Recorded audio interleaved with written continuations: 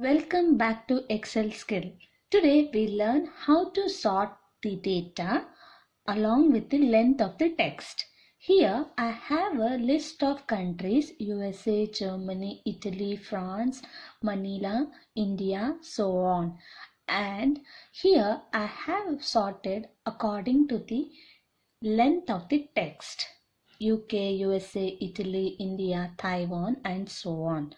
So now this will give an impression while preparing the reports and even in the storage of your records.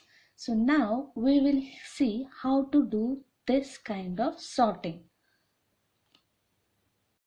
Firstly, give equals, sort by, open the parenthesis, choose the list of the data,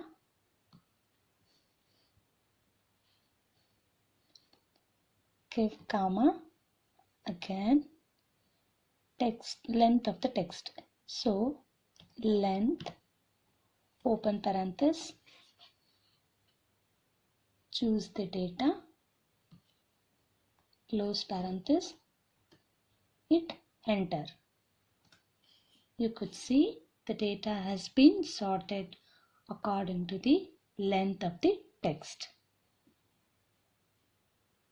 That's all for the day. Thank you for watching and do subscribe. Thank you.